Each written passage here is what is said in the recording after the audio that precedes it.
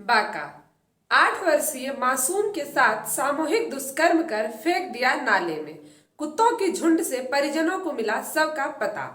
आज एक तरफ पूरे बिहार सहित पूरे देश में बेटी बचाओ बेटी पढ़ाओ तथा नशा मुक्ति का ढिढोरा पीटा जा रहा है, वहीं दूसरी ओर बिहार में सुशासन बाबू की सरकार में आए दिन बेटियों पर हो रहे अत्याचारों की खबर से दिल दहल उठता है। कहीं दहेज के लिए 22 वर्षीय विवाहिता बहू को मारकर जला दिया जाता है, तो कहीं 8 वर्षीय मासूम के साथ गैंग रेप कर उसकी निर्मम हत्या कर नाले में फेंक दिया जाता है।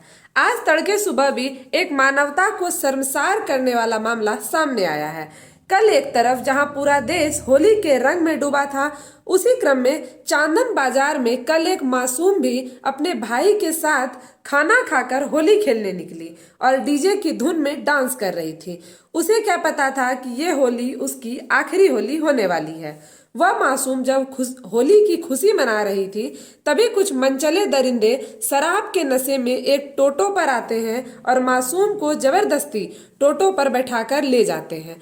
बाद में परिजनों द्वारा काफी खोजबीन करने पर मासूम की लाश चांदन स्टेशन पर एक नाले में नग्न अवस्था में मिली, जिससे ये साफ पता चलता है कि किस तरह उन वैसी दरिंदों ने मासूम के साथ सारी हदें लांघकर सामूहिक दुष्कर्म करने के बाद उसकी लाश को नाले में फेंक कर चले गए।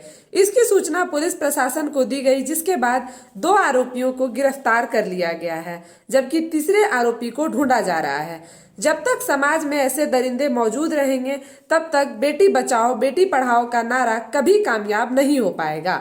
हमारे ईएनएस मीडिया के चैनल हेड विकास कुमार ने बच्ची के परिजनों से खास बातचीत की। आइए देखते हैं ये खास रिपोर्ट। नमस्कार, आप देख रहे हैं ईएनएस मीडिया। मैं हूं विकास कुमार, चैनल हेड। अभी हम लोग मौजूद हैं बांका सदर अस्पताल के पोस्टमार्टम हाउस के समीप। आपको भी आश्चर्य हो रहा होगा जान के, ईएनएस मीडिया की टीम हमेशा पोस्टमार्टम हाउस के समीप आके ही न्यूज़ रिपोर्टिंग करती है। पिछले बार भी हमने बाराहाट में एक बहन थी जिनको दहेज लोभियों ने जिंदा जला के मार दिया था। उनका हाथ पांव बांध के परिवार वालों ने, ससुराल वालों ने 50,000 रुपये के लिए समाज की एक बिटिया को हाथ पांव बांध के गला दबा के मार के किरासन तेल छिड़क के उसको जला दिया था। आज उससे भी बृहद कह सकते हैं, उससे भी दुर्दांत घटना, मानवता को शर्मसार करने वाली घटना हमारे बांका जिला में घटित हुई है। जहां एक तरफ होली के शुभ अवसर पर हम लोग तमाम देशवासी, तमाम जिलेवासी होली में एक दूसरे को रंग गुलाल लगाकर, अबीर लगाकर खुशियां मना रहे थे, वहीं हमारे बांका जिला के चांदन प्रखंड अंतर्गत चांदन बाजार की एक बच्ची जिसकी उम्र महज 8 साल थी, उसे कुछ दरिंदों ने अपने हवस का शिकार बनाया। यहाँ पे गौर कीजिएगा, डीजे के धुन पे मंदिर परिसर में लोग होली मना रहे थे। एक टोटो आता है जिसका रंग लाल होता है, उस टोटो में उस बच्ची को उठाकर ले जाते हैं, उसके साथ सामूहिक दुष्कर्म किया जाता है और उसके लाश को चांदन रेलवे स्टेशन के समीप बने नाले में डालकर बालू तोप दिया जाता है। आइए जानते हैं, उस लड़की के परिजन हैं, उनके चाचा हैं। इस परिवार के साथ, उस बच्ची के पूरे परिजन के साथ हमारी पूरी संवेदनाएं हैं। मैं चूँकि मंदार फाउंडेशन एक नई सुबह ट्रस्ट हमारी मानवाधिकार, सामाजिक सुरक्षा, अपराध नियंत्रण और पत्रकारिता के लिए काम करती है, नारी सशक्तिकरण, महिला सुरक्षा के लिए हम सर्वोपरि रहते हैं। हम स्थानीय जिला प्रशासन तथा प्रदेश में सुशासन वाली सरकार से मांग करते हैं, इस मामले में गंभीरता से संज्ञान लिया जाए। जितने भी आरोपी हैं उन्हें फास्ट ट्रैक लगा के इमीडिएट फांसी की सज़ा दी जाए।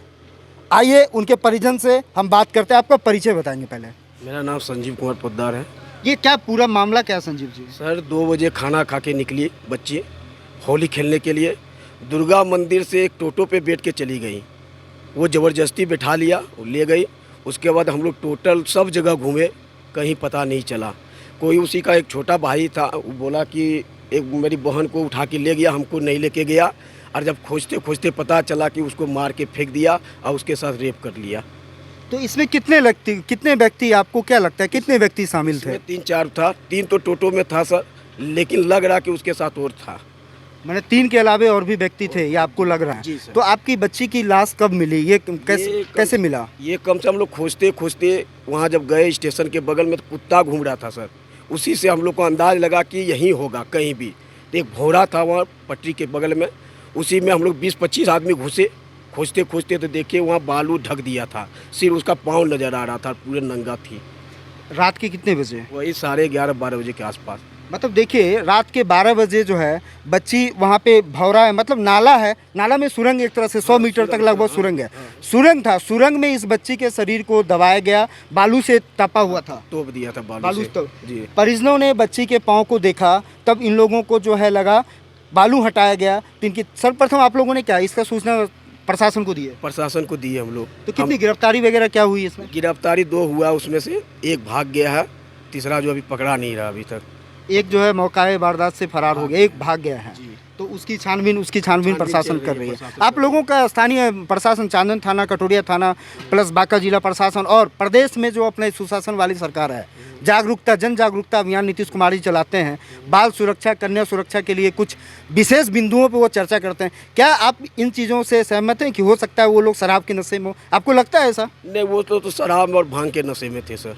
कल होली का दिन था, वो लोग श्योर है कि शराब और भांग, वो ऐसे भी वो लोग रहता है, गंजेरी भंगेरी है, वो लोग गांव मोहल्ला आता है, हम लोग जानते हैं अच्छी तरह मतलब से। जितने भी आरोपी हैं, जो प्रत्यक्षदर्शी हैं, वहाँ पे जो इनके परिजन हैं, इनका कहना है कि वो लोग हमेशा नशे में रहते हैं, मतलब नशे में धूत होके वो हैवान बन गए और एक 8 साल की बच्ची को उन्होंने निर्दयपूर्वक हत्या कर दिया। जी सर, जी। और इसमें आप लोग क्या मांग करते हैं? इसमें सर इसको फांसी चाहिए, फांसी से भी अगर कोई ज़्यादा सजा हो वो मिलना चाहिए सर, बस हम लोग को कुछ नहीं चाहिए, हम लोग को न्याय चाहिए। आप भी उनके परिजन हैं, आपका शुभ नाम?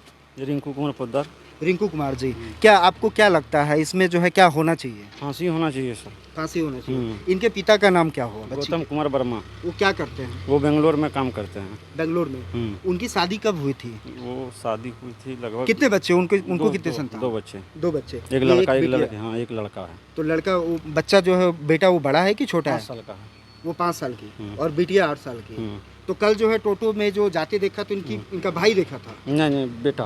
हाँ, मतलब बच्चा ही देखा था, बच्चा, इसका भाई वही आके गाँव घर में बोले कि दीदी को लाल टोटो में कोई लेके गया है। और बाकी आप भी उनके परिजन हैं। क्या आपका नाम क्या हुआ? अमर कुमार पोद्दार।